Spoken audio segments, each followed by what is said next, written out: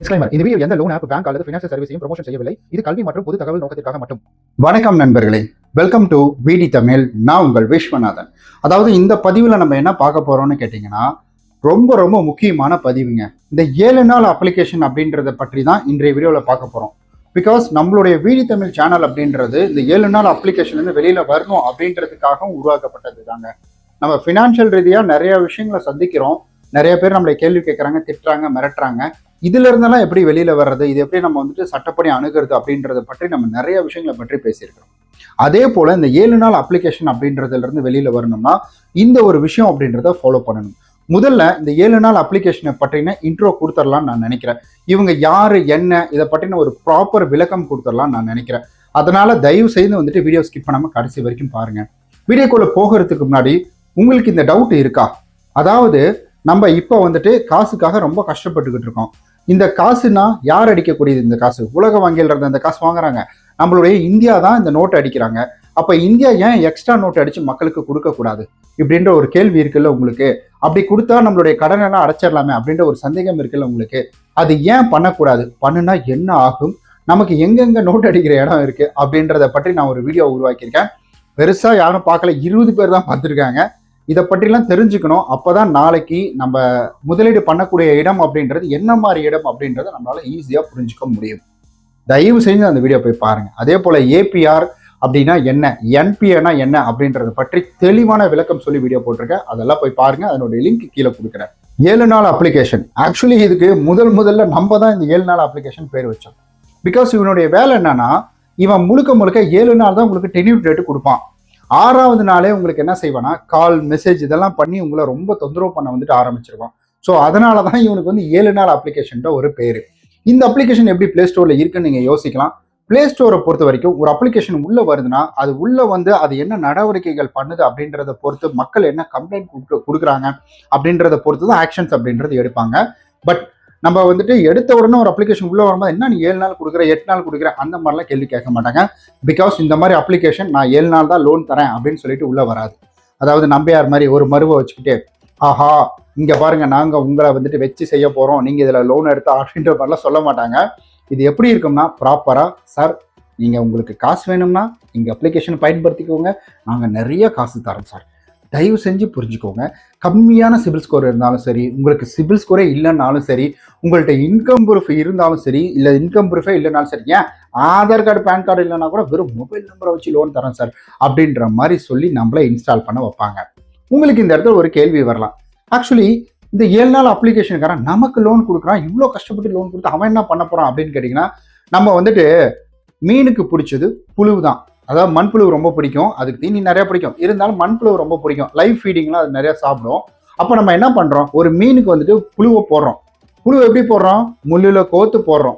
அப்போ என்ன நடக்கும், ஆசைப்பட்டு அந்த புழுவை சாப்பிடும், மாட்டிக்கும். சேம் கான்செப்ட் தான். அதாவது அவனுடைய வேலை என்னன்னா, உங்களை ஸோ அவன் பக்கம் ஈர்க்கிறான். உங்கள்கிட்ட ஏதாவது ஒரு விஷயத்த கொடுங்க. அதாவது குடுமையை பிடிச்சி கொடுங்கம்பாங்களா, அந்த மாதிரி இப்படி பிடிச்சி கொடுங்க அப்படின்ற மாதிரி ஏதாவது ஒன்று கொடுங்கன்னு சொல்லி தான் இந்த மாதிரி ஒரு ஆப்ஷன் அப்படின்றத கிரியேட் பண்றான். எப்படின்னா, இதுல நம்ம லோன் எடுக்கும்பொழுது, அப்ளிகேஷனை இன்ஸ்டால் பண்ணும் பொழுதும் இதுல நிறைய தகவல்களை அவன் எடுத்துப்பான். எடுத்து சேகரிக்கலாம் முடியாது, பார்த்துப்பான். ஓகே இந்த மாதிரி என்னப்பா ராமுன்றவர் என்ன விஸ்வநாதன்றது இன்ஸ்டால் பண்ணியிருக்காங்க, விஸ்வநாதோட கான்டாக்ட் டீட்டெயில் இது, போட்டோ இல்லை அதை நோட் பண்ணு, முக்கியமான நம்பர், மாமா நம்பர் இருக்கு, அத்தை நம்பர் இருக்கு, அம்மா நம்பர் இருக்கு, ஏன் அவன் லவ்வர் நம்பர் பாரு, மை லைஃப்னு போட்டு வச்சிருக்கான் பாரு, இனி அவன் லைஃபே இருக்கக்கூடாது, அவன் நம்பர் எடு அப்படின்ற மாதிரி நம்பர் எடுத்துப்பாங்க. இப்போ எப்படின்னா, இது எமோஷனல் பிளாக்மெயில் அப்படின்னு சொல்லலாம். ஸோ இது எப்படின்னா, உங்கள்கிட்ட இப்போ நீ எனக்கு இதில் லோன் எடுத்துட்ட, நான் உனக்கு காசு கொடுத்துருக்கேன், நீ கொடுத்த காசு எனக்கு வரல, அதனால திரும்ப பேமெண்ட் பண்ணு. அப்படி இல்லைன்னா நான் உன் சொந்தக்காரங்களுக்கெல்லாம் கால் பண்ணுவேன், இங்கே பாரு உன் ஒய்ஃப்னு போட்டு வச்சிருக்கல, மை லைஃப்னு போட்டு வச்சிருக்கல, உன் லைஃபே இல்லாமல் பண்ணிடுவோம் அப்படின்ற மாதிரி பேசுவாங்க. அடுத்த கட்டம் அப்படின்றது என்னன்னா, என்ன பேசிக்கே அவள்கிட்டலாம் நான் எல்லாம் சொல்லிட்டேன், பார்த்து பார்க்கலாம். ஓ அப்படியா, உன் பாஸ் கட்டிக்கிறாரு அப்படின்ற மாதிரி பாஸ் நம்பர், அதாவது உங்களை சார்ந்து என்னென்ன நம்பருக்கோ எடுத்து வச்சுப்பாங்க. அதனால தயவு செஞ்சு இதுக்கப்புறம்லாம் my number, my wife, my daddy அப்படின்னா சேவ் பண்ணிக்காதீங்க. மொத்தமாக பேரை போட்டு சேவ் பண்ணி வச்சுட்டீங்கன்னா குழப்பம் இருக்காது. அப்பா பேரா ராதாகிருஷ்ணனா, இல்லை அம்பிகாவா, இந்த மாதிரி பேரை மட்டும் நீங்கள் போட்டு வச்சுன்னா வச்சுக்கோங்க, யார் அம்பிகாவா இருக்கும், உறவு முறையே தெரியலையே அப்படின்ற மாதிரி விட்டுட்டு போயிடுவோம் போல. இவனுக்காகவே இதெல்லாம் பண்ணுறதா இருக்குது. ஓகே, இப்போ இந்த மாதிரி நம்ம டீட்டெயில் எடுத்துக்கிட்டு காசு கேட்டு பண்ணலைன்னா ஒன்று இல்லைன்னா ஒன்று, இன்னொன்று இல்லை இன்னொன்று வந்துட்டு என்ன பண்ணுவான் முதல்லலாம் உங்களுடைய ரிலேட்டிவ்க்கு வந்துட்டு வாட்ஸ்அப்பில் அவன் என்ன பண்ணுவான்னா எங்கேயாவது வந்துட்டு நியூஸில் வந்திருக்கும்ல இந்த மாதிரி சின்ன பசங்களை தப்பாக நடந்துக்கிட்டாங்க அப்படின்ற மாதிரி அந்த இடத்துல அந்த நியூஸை கட் பண்ணி உங்கள் ஃபோட்டோ கிட்ட ஒட்டிட்டு அதை என்ன பண்ணுவான்னா எடிட் பண்ணி அனுப்புவான். இதை பார்க்குறவங்க என்ன நினைப்பாங்க, கழட்டிக்கிட்டு அடிப்பாங்க, அவ்வளவுதான். சொந்தத்துல பிரச்சனை வரும். அவன் ஏன்டா அசிங்கமான போட்டோ எனக்கு அனுப்புறான், நீ வாங்கின நீ கட்டுறா, எதுக்குறா உன்ன நீ துணி இல்லாம இருக்கிற மாதிரி எடிட் பண்ணி எனக்கு அனுப்புறான் அப்படின்ற மாதிரி சொல்லி ஸோ ஃபேமிலிக்குள்ள பிரச்சனை, ஆஃபீஸ்க்குள்ள பிரச்சனை. நீங்களே யோசிச்சு பாருங்களேன்.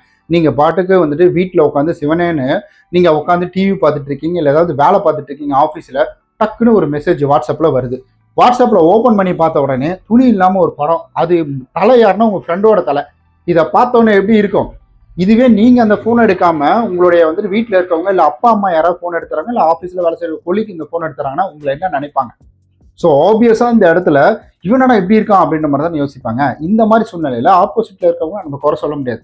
இந்த மாதிரி வந்தோன்னா அவங்க ரியாக்ட் பண்ண தான் செய்வாங்க. இதுக்கு பயந்துக்கிட்டு என்ன செய்யறாங்கன்னா, இந்த லோன் வாங்கினவங்க தெரியாம இவன்கிட்ட போய் மாட்டிக்கிட்டவங்க இவனுக்கு வந்துட்டு காசு கொடுக்க ஆரம்பிக்கிறாங்க.